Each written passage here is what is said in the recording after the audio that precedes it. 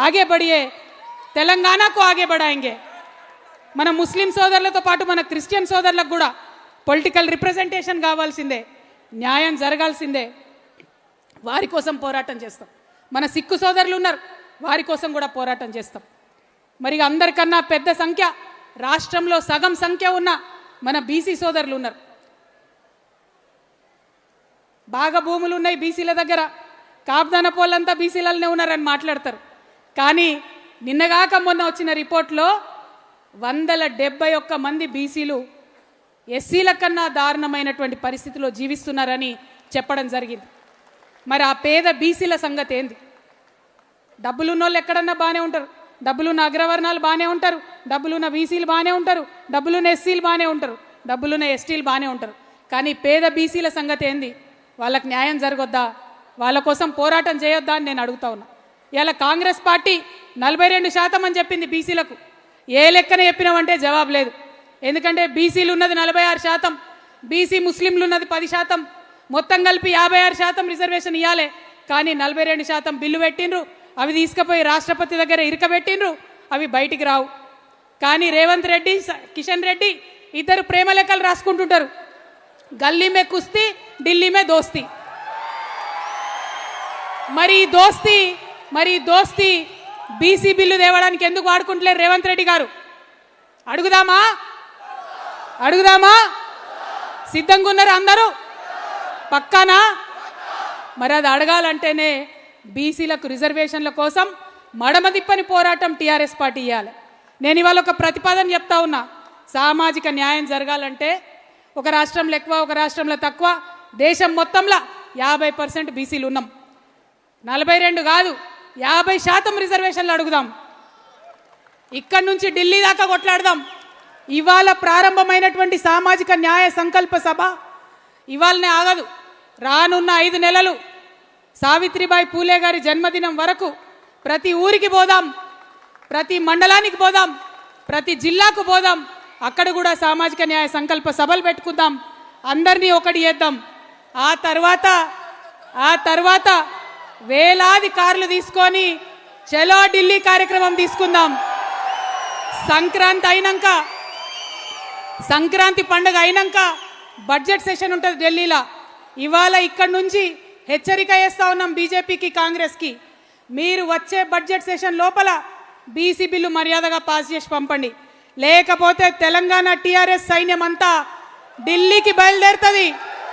మా రోజు వీరన్న గారి స్ఫూర్తితోని గుత్పలు అందుకొని ఢిల్లీకి బయలుదేరదాం, సైన్యం అంతా ఆడికి పోదాం, ఢిల్లీకి పోయి యుద్ధం చేద్దాం। నిన్న మొన్న ఉద్యమాలు జరిగినాయి, చిన్న పిల్లలు చేసిరు, మీరందరూ అనుకుంటే ఎంతసేపు ఢిల్లీ జామ్ చేయొచ్చు కదా, చేద్దామా? పక్కానా? సంక్రాంతి అయినాక సిద్ధంగా ఉంటారా? అంత లోపల గ్రామానికి వెళ్ళండి, మన సైనికుల్ని సిద్ధం చేసుకోండి, వేలాదిగా ఢిల్లీకి పోవడానికి రెడీగాండి। మళ్ళా వచ్చే సంవత్సరం మళ్ళా ఆగస్టు 6 రోజు జయశంకర్ సార్ పుట్టినరోజు నాడు మళ్ళీ కలుద్దాం, ఆనాడు మళ్ళీ సమీక్షించుకుందాం, మనము సామాజిక న్యాయ పోరాటం ఏదైతే తీసుకున్నామో ఆ సంకల్పంలో ఎన్ని అడుగులు ముందట పడ్డాయి ఆలోచన చేసుకుందాం, ఇంకా చేయాల్సిందేముంది సమీక్ష చేసుకుందాం। దేశవ్యాప్తంగా సామాజిక న్యాయం కోసం ఉద్యమాలు చేసేటటువంటి అన్ని పార్టీలతోని కలిసి పనిచేద్దాం, అన్ని వ్యక్తుల్ని, అందరి శక్తుల్ని కలుపుకుందాం, ఊరూరా ఉద్యమ జెండా ఎగరేద్దాం, సామాజిక న్యాయ తెలంగాణను సాధించి తీరుదాం। సామాజిక న్యాయ తెలంగాణ సాధిస్తేనే తెచ్చుకున్న తెలంగాణకు అర్థం ఉంటుంది।